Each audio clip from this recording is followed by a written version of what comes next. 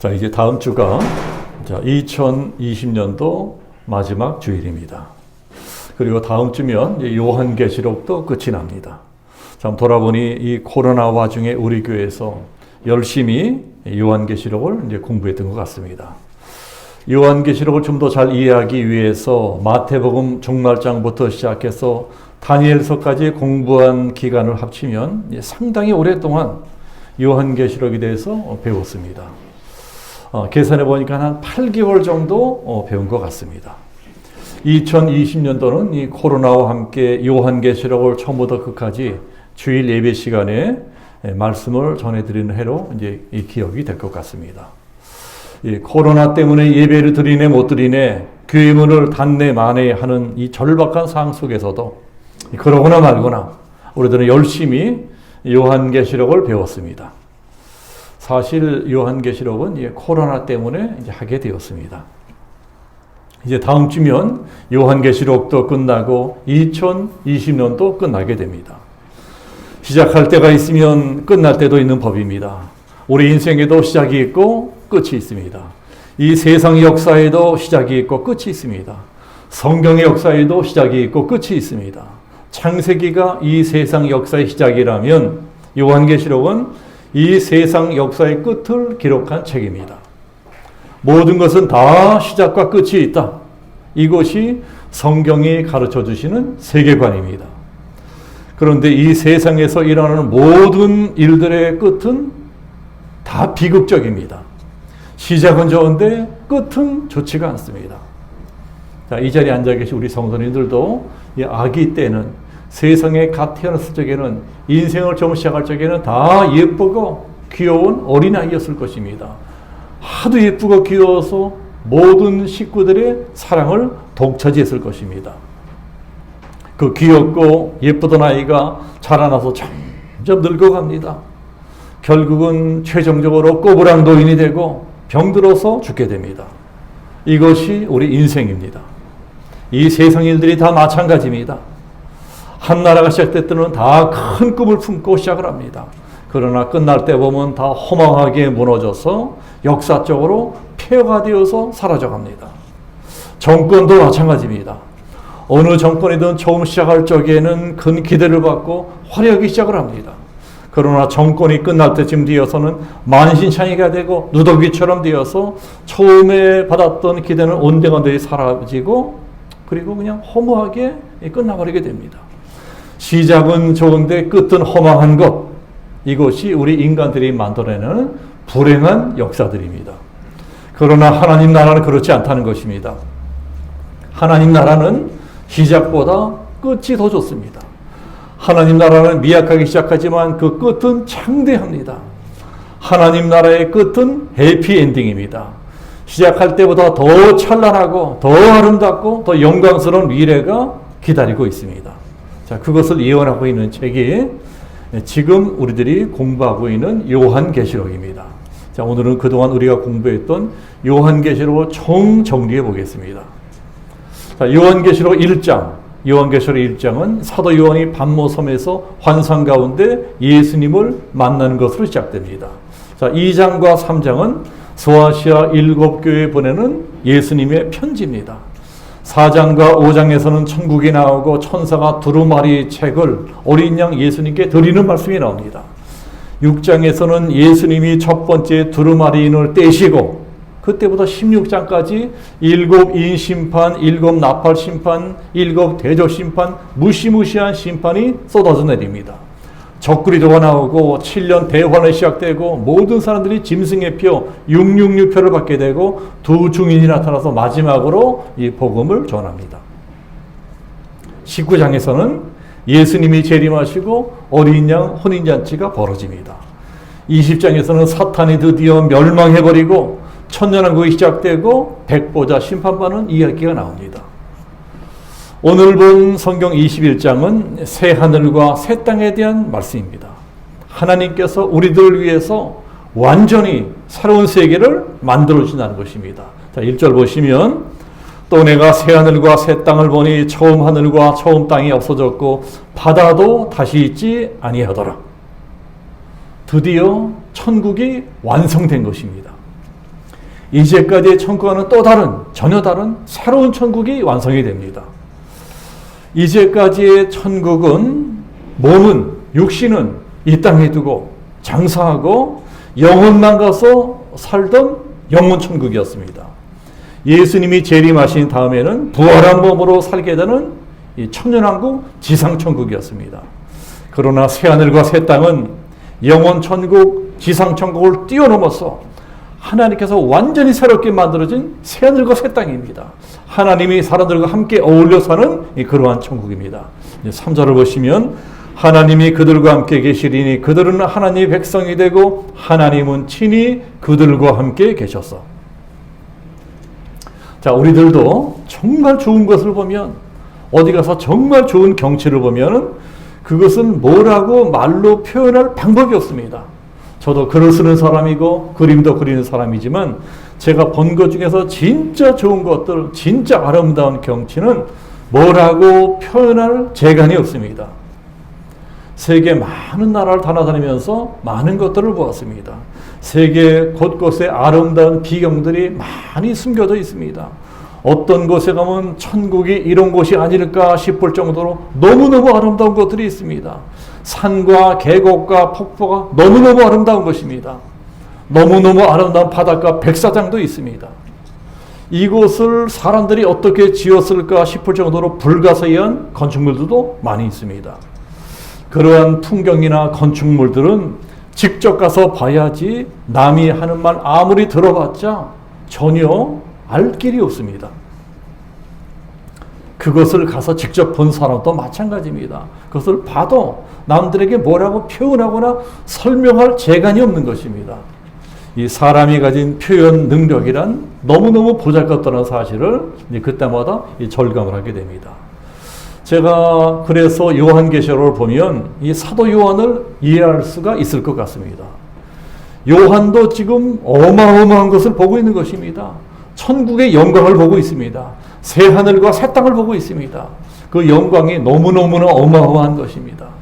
그 영화로운 광경을 사람이 가진 재주로는, 글솜씨로는, 말재간으로는, 필설로는 도무지 표현할 길이 없는 것입니다.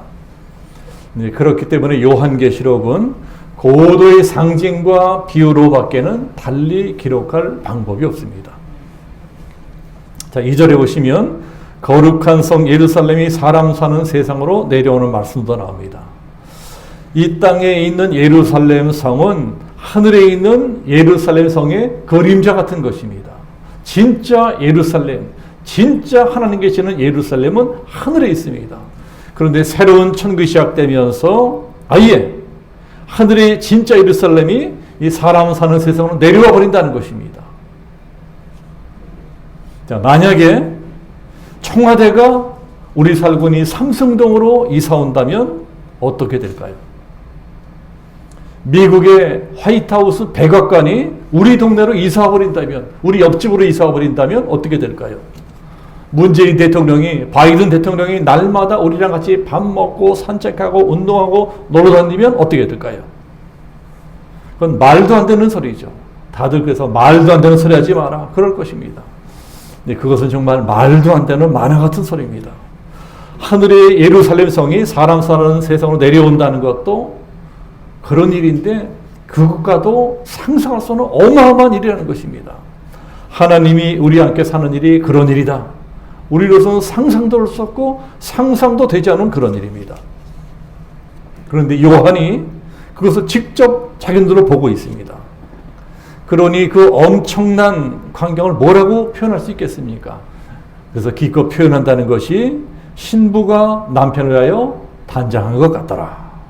이것이 사도 요한이 표현할 수 있는 최고의 표현입니다. 사도 요한이 본 중에 가장 아름다운 모습이 무엇이었을까요? 아마 결혼식 날 예쁘게 단장을 한 신부의 모습이었던 것 같습니다. 이스라엘은 결혼식에 목숨 거는 나라입니다.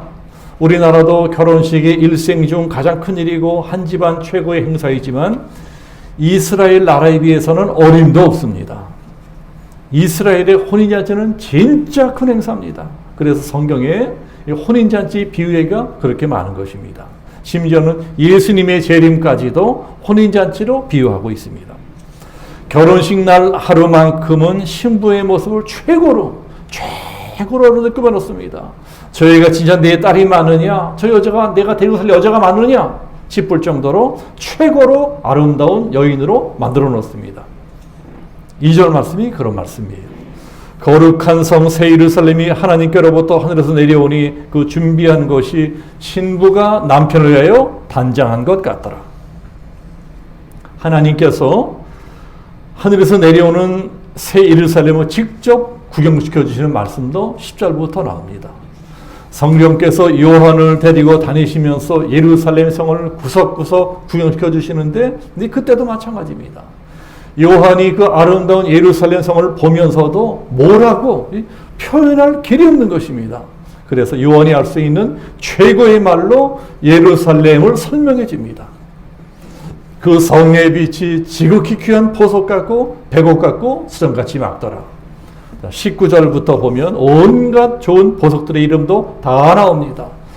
벽옥도 나오고 남보석도 나오고 옥수 나오고 녹보수 나오고 홍만호도 나오고 홍보석도 나오고 황옥도 나오고 노옥도 나오고 담황옥, 비치옥, 청옥, 자수장, 진주도 나오고 성금도 나옵니다.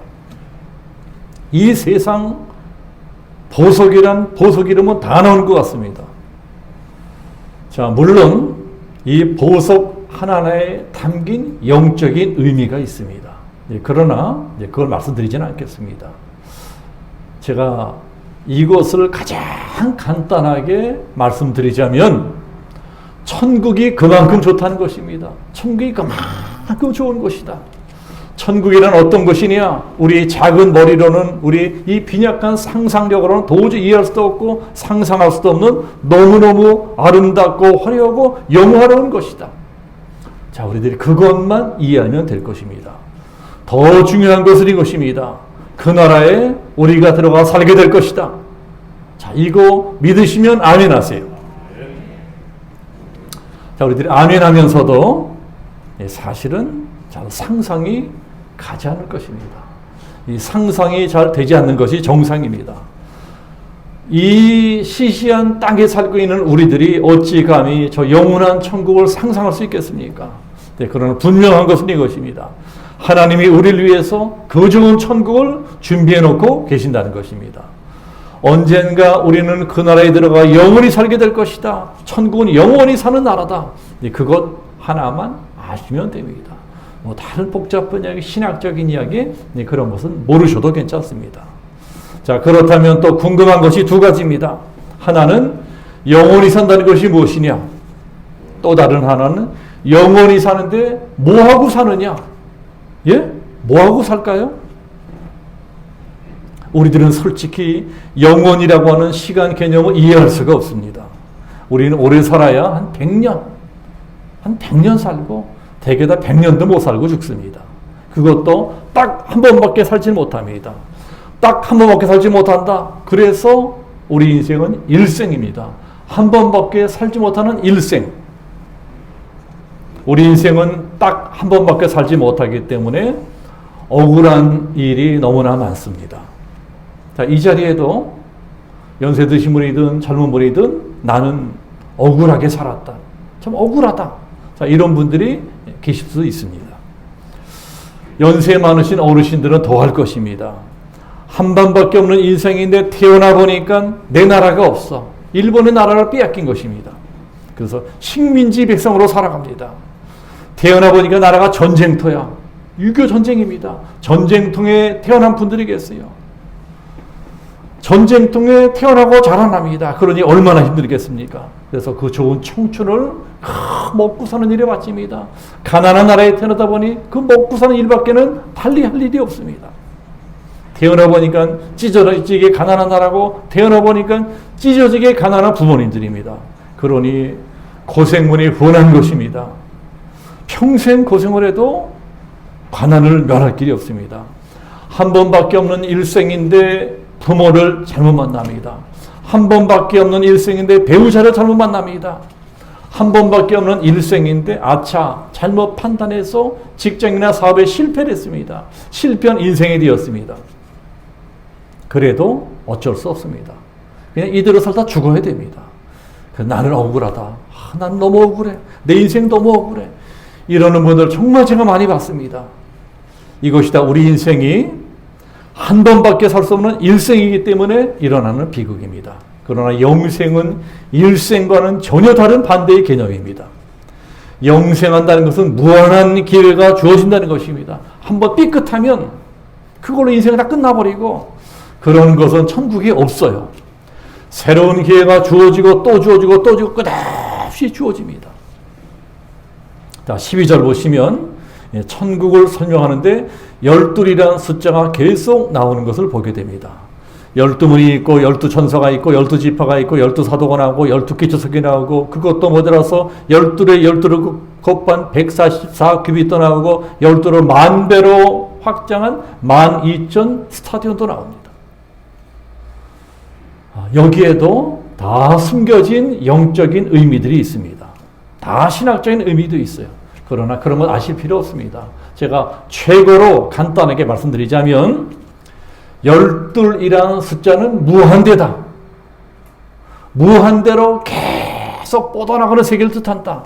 자, 그것만 이해하시면 됩니다. 12이라는 숫자는 3을 넷으로 곱한 숫자입니다. 3은 완전수고 넷은 이 세계를 뜻합니다. 이 세상. 즉 완전한 세상이라는, 완전한 세계. 완전한 세상, 완전한 세계에서 더 이상 억울한 인생은 없습니다. 자, 왜 그래요? 이제 무한한 기회가 주어지는 세상이 열렸기 때문입니다. 우리가 인생 살면서 최고로 억울한 것이 무엇일까요? 나에게는 어떤 기회가 주어지지 않는 것입니다. 나에게 기회가 없어요. 나도 뭘 좀 해보고 싶은데, 나도 내 기량을 발휘해보고 싶은데 기회가 주어지지가 않아. 이것이 최고로 억울한 일일 것입니다. 요새 대학교 졸업하는 젊은이들이 많이 억울해한다고 합니다. 경기가 어려워져서 취업의 문이 너무 좁아진 것입니다. 이력서를 막 수백 통씩 집어넣어도 취직을 할 수가 없어요. 그렇게 몇 년 가다 보면 취업할 기회를 놓치게 됩니다. 때를 놓친 거예요. 때를 놓치니까 낙오자가 되고 실패한 인생이 될 수밖에 없습니다. 다시는 기회가 주어지지 않습니다. 그러나 천국은 어떤 나라냐? 무한대의 기회가 계속해서 주어지고 또 주어지는 나라다. 천국은 무한대로 계속 확장되는 나라다. 과학자들의 말에 의하면 이 우주는 지금도 무한대로 계속해서 팽창되고 있다고 합니다. 우주는 지금도 계속 확장되고 있다고 합니다. 그래서 우주의 끝을 알 수가 없대요. 무한대로 계속 뻗어나가는 이 광대무변한 우주를 창조하신 분이 전능하신 하나님이십니다. 이 광대무변한 우주의 주인이 하나님이세요. 언젠가는 이 광대무변한 우주가 우리 천국 백성들의 일터가 될 것입니다. 하나님 나라는 무한대의 나라다. 이 무한대의 우주 공간에서 하나님 나라에서 일할 수 있는 기회가 계속해서 또 주어지고 또 주어지는 그런 나라가 천국이다. 천국은 이렇게 무한대로 계속 뻗어가는 나라다. 자, 그런 나라에서 하나님과 같이 일하는 것입니다. 천국을 놀고 먹는 나라로 잘못 생각하는 분들이 있습니다. 천국은 맨날 놀고 먹는 거로 착각하는 분들이 계세요. 그러나 성경에 나오는 천국은 놀고 먹는 나라가 아닙니다. 열심히 일하는 나라입니다. 창세기 때부터 하나님은 열심히 일하십니다. 예수님도 공생에 살면서 열심히 일하셨습니다. 우리들도 열심히 일해야 되겠습니다.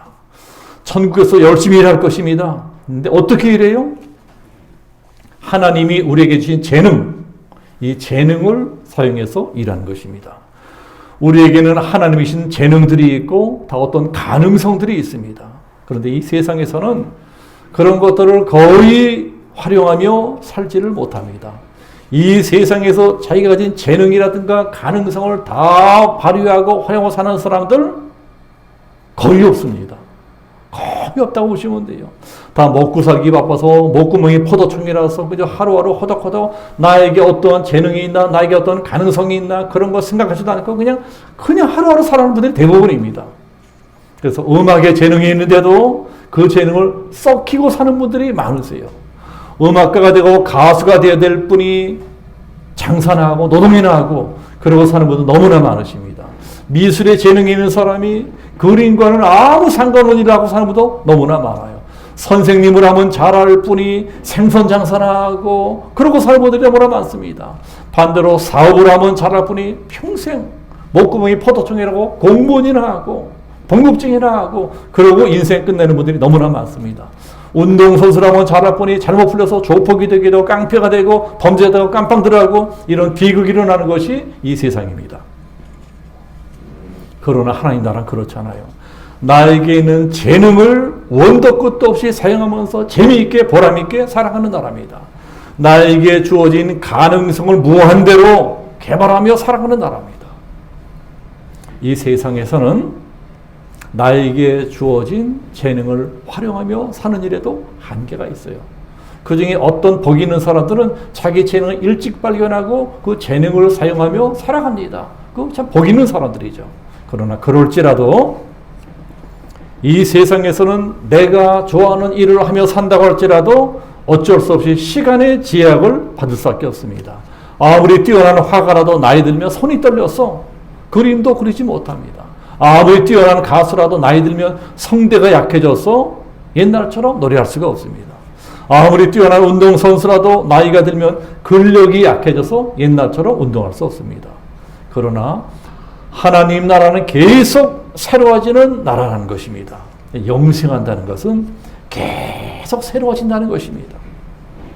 이 세상 나라는 세월이 가면 갈수록 낡고 약해지고 쇠지지만 하나님 나라는 시간이 가면 갈수록 날로 새로워질 것이다. 그것이 영생입니다.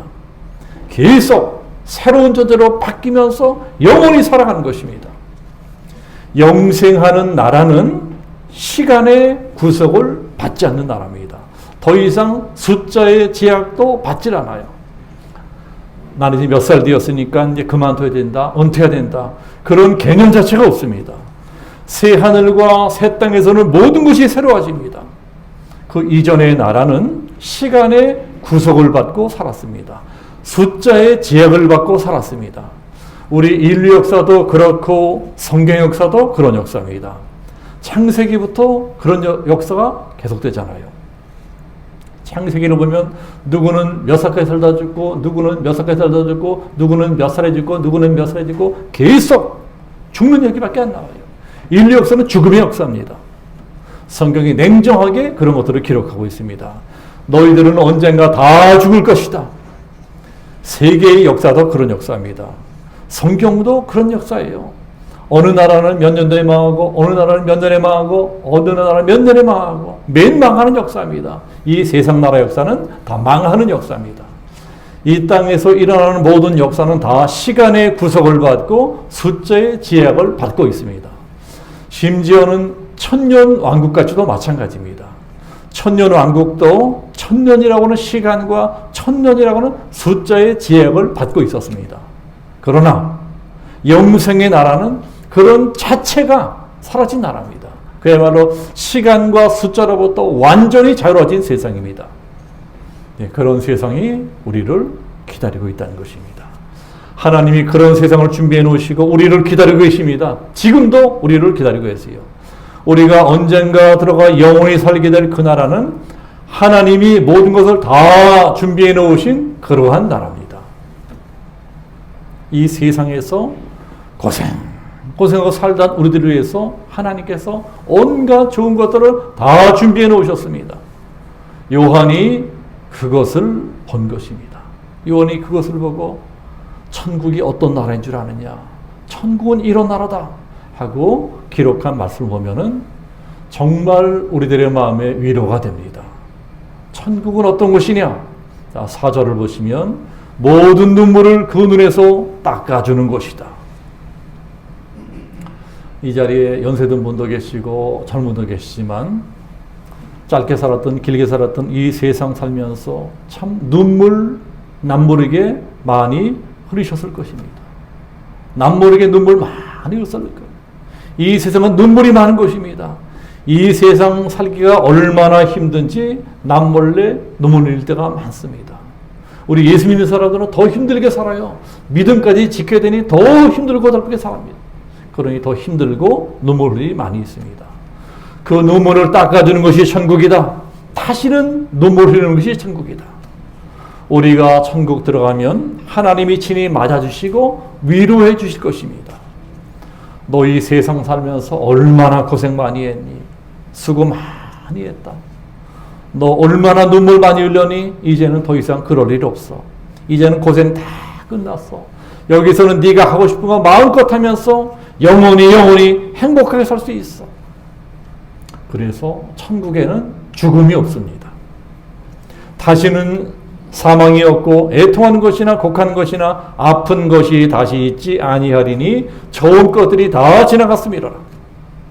이 세상에서 가장 슬픈 일이 이 사람이 죽는 일이에요. 그것도 우리 가족이 죽는 일. 내 사랑하는 부모님이 돌아가시고 내 남편과 아내가 죽든가 우리 아이들이 먼저 세상을 떠나든가 이 세상에 그보다 슬픈 일은 없습니다. 내 가까운 사람이 내 피부치가 내 살부치가 내 가장 가까운 가족이 세상을 떠나는 것을 바라보는 바로 그것이 가장 슬픈 일입니다. 사람이 죽으면 사람이 너무 슬퍼서 통곡을 합니다. 그러나 천국에는 그런 것이 없어요. 애통하는 것도 통곡하는 것도 없습니다. 천국에는 장례식장이 없습니다. 천국에는 죽는 자체가 없는 것입니다. 누구나 사람이 죽을 적에는 아파서 죽게 됩니다. 죽는 것이 힘들다는 것이 너무 아프게 죽는 거예요. 자, 죽는 분들 보셨습니까? 너무너무 아파해요. 너무 고통스럽게 죽습니다. 그래서 죽을 것 같이 아프다 하는 말이 생겨났습니다. 죽는 분들 보면 정말 얼마나 힘들게 죽는지 모릅니다. 그래서 우리 인생은 슬퍼요. 죽을 때 고생하고 그렇게 아파서 죽어야 되기 때문에. 생로병사, 태어나서 늙어 죽는 어쩔 수 없지만 꼭 병들어서 무지하게 아픈 다음에 죽게 됩니다. 그래서 우리 인생은 슬픕니다. 그러나 천국에는 병든다는 자체가 없습니다. 천국에는 병원이 없어요. 자, 왜 그러냐? 천국에는 생명수 샘물이 있기 때문에 그렇습니다. 자, 5절 보시면 내가 생명수 샘물을 목마른 자에게 값없이 주리니 생명수 샘물이 나옵니다. 천국에는 생명수 샘물이 있다는 것입니다. 그 물을 마시면 영원히 늙지도 않고 죽지도 않아요. 그래서 천국에는 노인이 없습니다. 아픈 사람도 없고 병든 사람도 없습니다. 다 젊고 아름다운 모습으로 영원히 살아갑니다. 다 젊고 아름다운 모습으로 기쁘고 행복하게 영원히 살아갑니다. 자, 우리들이 이런 걸 생각해 봅시다. 자, 이제까지 살아오시면서 언제가 제일 행복하셨습니까? 나 정말 행복하다. 나 정말 너무 기쁘다. 기쁘고 행복했을 때. 자, 그때가 언제입니까? 사람마다 이제 그런 때가 있었을 것입니다. 어떤 분은 결혼할 적에, 어떤 사람은 대학교에 붙었을 적에, 어떤 사람은 직장에 취직했을 적에, 어떤 사람은 우리 아이들이 잘 됐을 적에, 어떤 사람은 돈을 많이 벌었을 적에, 어떤 사람은 집을 샀을 적에, 사람마다 너무 행복하다, 너무 좋다, 너무 기쁘다. 자, 그럴 때가 있었을 것이에요. 그러나 우리 인생에는 그런 때가 너무나 적어요. 기쁘다, 행복하다 이럴 때는 너무나 적고 너무나 빨리 지나갑니다. 너무나 적고 너무나 짧아요. 그 다음에 또 고생 살아가는 것입니다. 그러나 천국은 그 기쁨과 그 행복이 영원히 계속되는 것입니다.